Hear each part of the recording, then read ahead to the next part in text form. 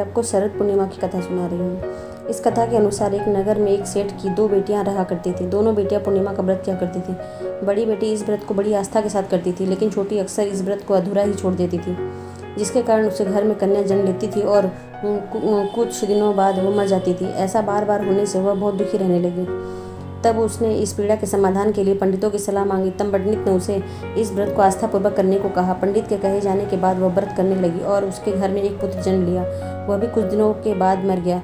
तब उसने उस लड़के को एक चौकी पर लेटाकर ऊपर से कपड़ा ढक दिया और अपनी बड़ी बहन को आने को कहा। जब उसकी बड़ी बहन उसके घर आई तो उसने उसे चौकी पर बैठने को कहा।